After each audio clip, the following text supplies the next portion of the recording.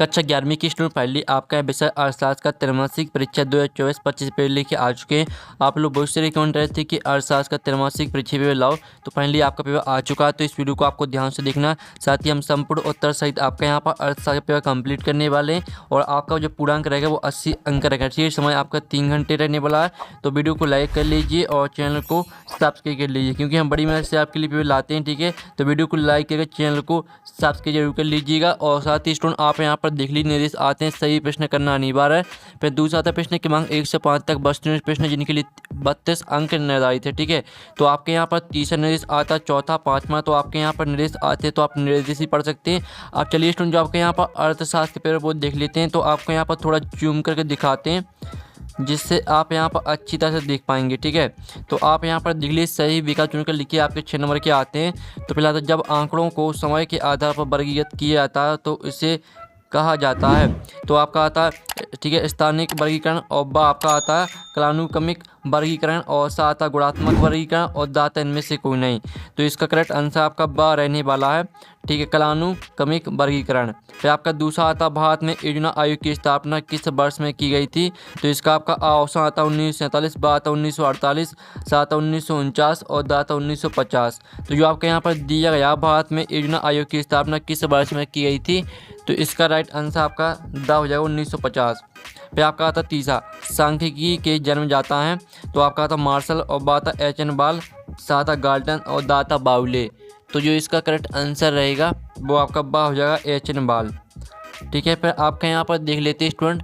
फिर आपका आता चौथा, भारत में रेल सेवा प्रारंभ हुई थी 1863 में। और बा था 1873 में। और सा था 1853 में। और दा था 1883 में।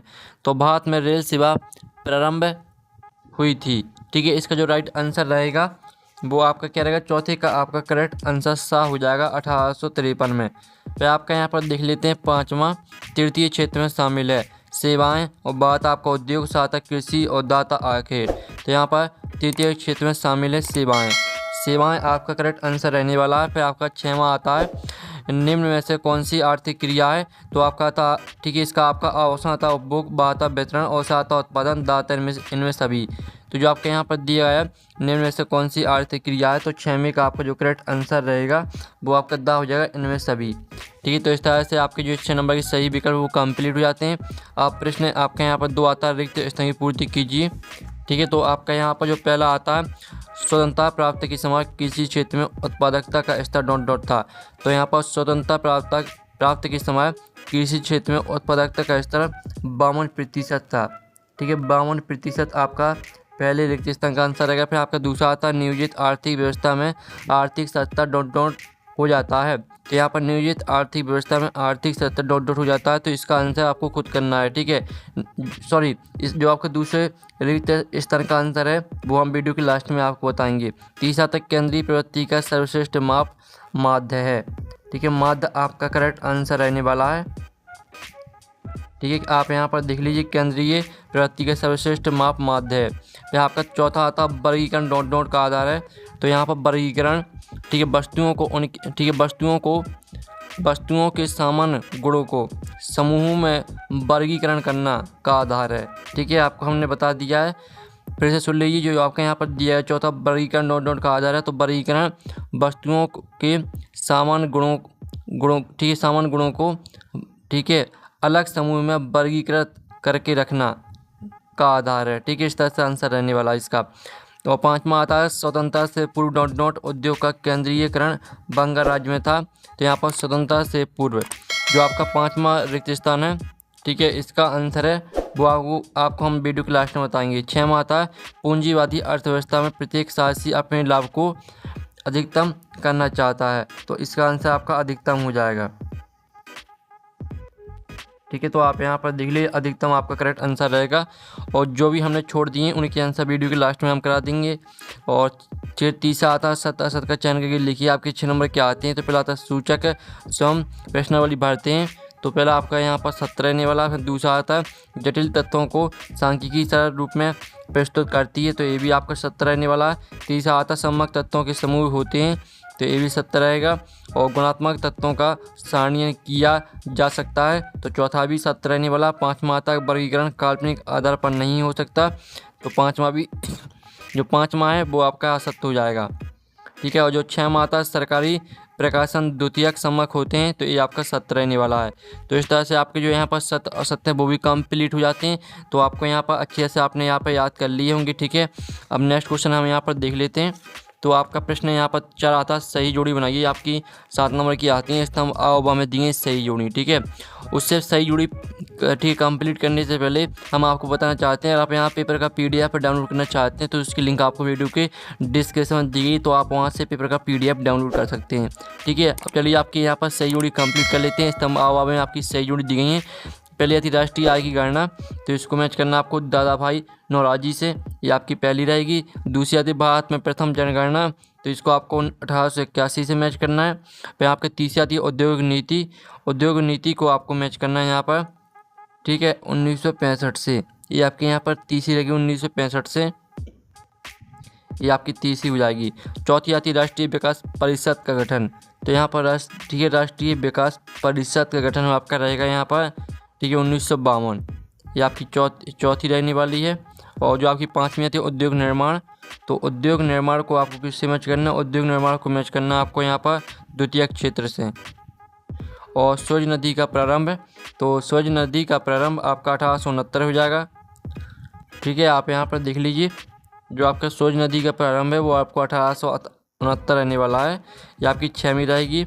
और शीर्ष संचयी आवृत्ति वक्र, तो इसको आपको औजाई, ठीक है, औजाई वक्र से मैच करना है, ये आपकी 7वीं रहेगी। तो इस तरह से आपकी जो सही जोड़ी वो मैच हो जाती हैं। साथ ही हमने यहाँ पर नंबर भी लिख दिए हैं, आपको कौन सी मैच करनी, तो आप यहाँ पर देख सकते हैं।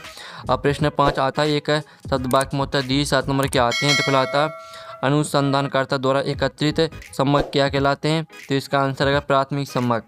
ठीक है, प्राथमिक सम्मक कहलाते हैं। तो प्राथमिक सम्मक आपका आंसर रहने वाला पहले का। ठीक है, प्राथमिक सम्मक, तो आप यहाँ पर अच्छी तरह से याद कर लीजिए।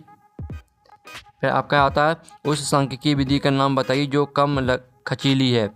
ठीक है, तो इसका आंसर है प्रतिदर्श विधि। प्रतिदर्श विधि आपका इसका आंसर रहने वाला है। ठीक है, प्रतिदर्श विधि।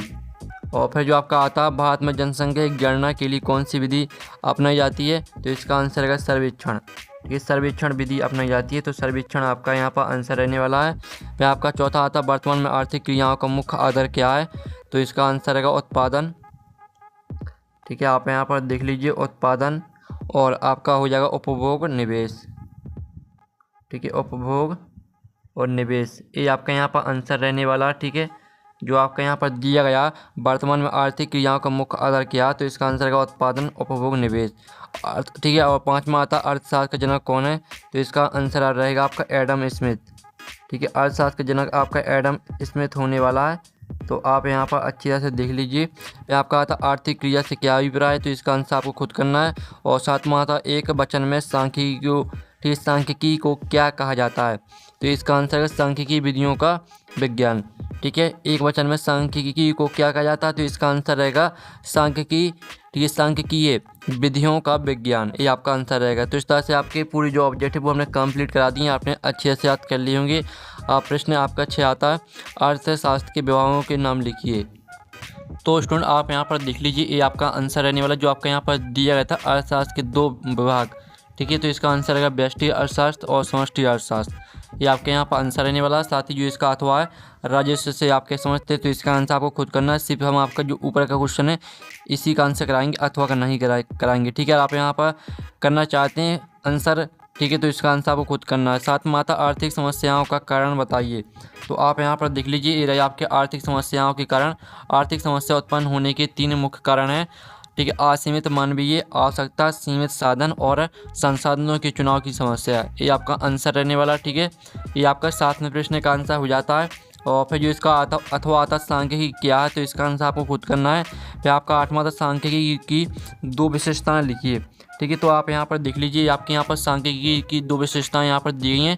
सांख्यिकी तत्वों का एक समुच्चय, सांख्यिकी को ठीक है संख्यात्मक रूप में व्यक्त किया जाता है, ये आपका यहाँ पर आंसर रहने वाला 8वें क्वेश्चन का आंसर। फिर आपका यहाँ पर जो इसका अथवा आता है अर्थव्यवस्था के अध्ययन में सांख्यिकी का महत्व लिखो। तो इसका आंसर आपको खुद करना है।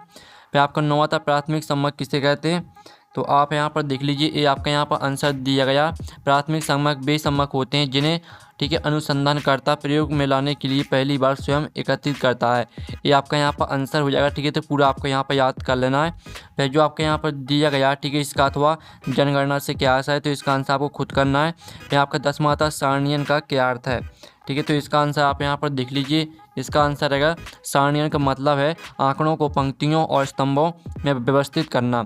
सारणियन के जरिए आंकड़ों को आसानी से पढ़ा जा सकता है और उनमें तुलना की जा सकती है। इस तरह से आपका आंसर हो जाता है। ठीक है, तो पूरा आपको याद करना, स्क्रीनशॉट आप ले सकते हैं। और साथ ही आप यहाँ पर देख लीजिए, इसका अथवा आता समांतर माध्य का सूत्र लिखो, तो इसका आंसर खुद करना है। फिर आपका 11वां आता एक आदर्श माध्य के गुण लिखो। ठीक है, तो आपको एक आदर्श माध्य के गुण लिखना है। तो आप यहाँ पर देख लीजिए, ये आपके आदर्श माध्य के गुण यहाँ पर दिए गए हैं।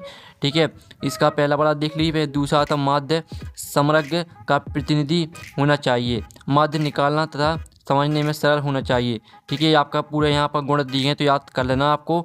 ठीक है, आप कोई 2 या 3 गुण याद कर सकते हैं। फिर आप यहाँ पर देख लीजिए, इसका जो अथवा आता चतुर्थक विचलन किसे कहते हैं, तो इसको खुद करना है। फिर आपका 12वां आता बाजार अर्थव्यवस्था का अर्थ बताइए। तो आप यहाँ पर देख लीजिए, ये रहा आपका इसका आंसर। बाजार अर्थव्यवस्था की ऐसी आर्थिक प्रणाली है जिसमें वस्तुओं और सेवाओं का उत्पादन, वितरण और निवेश मांग और आपूर्ति के आधार पर होता है। ठीक है, इस तरह से आपका इसका आंसर हो जाता है 12वें क्वेश्चन का। अब चलिए आपका इसका 12वीं का जो अथवा वो देख लेते हैं। तो स्टूडेंट आप यहाँ पर देख लीजिए, आपका 12वीं का अथवा आता है आर्थिक नियोजन से क्या आशा है। फिर आपका आता है 13वां राष्ट्रीय आय का अर्थ बताइए। तो आप यहाँ पर देख लीजिए, इसका जो आंसर रहने वाला वो रहेगा किसी देश की राष्ट्रीय आय का मतलब है उस देश में एक वित्तीय वर्ष के दौरान उत्पादित सभी वस्तुओं और सेवाओं का कुल मूल्य। राष्ट्रीय आय को आमतौर पर सकल घरेलू उत्पाद के नाम ठीक है सकल घरेलू उत्पाद GDP के नाम से भी जाना जाता है। इस तरह से आपका इसका आंसर रहने वाला है। फिर आपका जो इसका यहाँ पर दिया गया सतत विकास से क्या आशा है, तो इसका आंसर खुद करना है। फिर आपका आता 14वां बिंदु रेखीय प्रदर्शन से आप क्या समझते हैं, तो इसका आंसर आपको हम दिखा देते हैं। ठीक है, इसका आंसर आप यहाँ पर देख लीजिए, ये रहा आपका बिंदु रेखीय प्रदर्शन एक गणितीय प्रणाली है। इस विधि के अंतर्गत विभिन्न समय बिंदुओं पर चर राशि के परिमाण को प्रतीकों अथवा आकृतियों की संख्या के द्वारा प्रदर्शित किया जाता है। इस तरह से पूरा आपको यहाँ पर याद कर लेना। ठीक है, अब चलिए आपके यहाँ पर जो इसका अथवा दिया गया बारंबारता वितरण क्या समझाइए, तो इसका आंसर खुद करना है। फिर आपका 15वां विस्तार का सूत्र लिखो। तो आप यहाँ पर देख लीजिए, जो इसका अथवा आता प्रो मार्शल की परिभाषा दीजिए। तो हम 15वें का अथवा वाले का आंसर देख लेते हैं, क्योंकि हमें ऊपर वाले क्वेश्चन का आंसर नहीं मिला था। तो आप 15वें का अथवा वाले का आंसर देख लीजिए। ठीक है, प्रोफेसर अल्फ्रेड मार्शल के मुताबिक अर्थव्यवस्था मानव जीवन के सामान्य व्यवसाय का अध्ययन है। इस तरह से आप यहाँ पर देख लीजिए, अर्थव्यवस्था में व्यक्तिगत और सामाजिक क्रियाओं का अध्ययन किया जाता है जिनका संबंध भौतिक सुख के संसाधनों से होता है। मार्शल ने अर्थशास्त्र को मानव कल्याण का विज्ञान बताया था। ये आपका आंसर हो जाता है कंप्लीट। तो आपका 15वें क्वेश्चन तक हमने आंसर करा दिया, जो कि आपके दो नंबर के क्वेश्चन यहाँ पर समाप्त हो जाते हैं। फिर 16वां क्वेश्चन आता है पूंजीवादी अर्थव्यवस्था की 2 ठीक है विशेषताएं लिखिए। आपका 3 नंबर का रहेगा। अथवा आता है मिश्रित अर्थव्यवस्था के गुण लिखो। 7वां था सांख्यिकी विधियाँ क्या है उनके नाम लिखो। अथवा था आर्थिक और गैर आर्थिक गतिविधियों में अंतर स्पष्ट करो। 18वां था प्राथमिक आंकड़ों एवं द्वितीयक आंकड़ों में अंतर स्पष्ट करो। आपको ध्यान से देखना है, इनके आंसर भी हम कराने वाले हैं। अथवा आता जनगणना विधि द्वारा सर्वेक्षण में आने वाली समस्या बताइए। फिर आपको 19वां था निम्न आंकड़ों में समांतर माध्य ज्ञात करो। तो ये आपका आंकड़ों यहाँ पर दिए, तो इनका आपको समांतर माध्य निकालना है। इसका अथवा देख लीजिए। फिर 20वां था प्रश्नावली किसे कहते हैं, एक अच्छी प्रश्नावली की विशेषताएं लिखिए। अथवा था भारतीय अर्थव्यवस्था में कृषि के महत्व की व्याख्या कीजिए। फिर आपका 21वां प्रश्न आता और 22वां था माध्य क्या है, इसकी गणना कैसे की जाती है।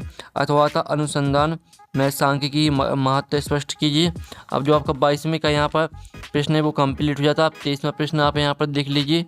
ठीक है, इस तरह से आपका 23वां प्रश्न दिया गया है और साथ ही आपका पेपर कंप्लीट हो जाता है। साथ ही जो आपके 3 नंबर के प्रश्न और 4 नंबर के प्रश्न है उनका सॉल्यूशन आपको टेलीग्राम ग्रुप में मिल जाएगा, जिसकी लिंक वीडियो के डिस्क्रिप्शन में दी गई। साथ ही आप PDF डाउनलोड करना चाहते हैं तो उसकी लिंक भी आपको वीडियो की डिस्क्रिप्शन में मिल जाएगी, जहाँ से आप यहाँ पर ठीक है PDF डाउनलोड कर सकते हैं, जिसकी लिंक वीडियो की डिस्क्रिप्शन में दी गई। तो यहाँ पर नेक्स्ट वीडियो में थैंक्स फॉर वॉचिंग।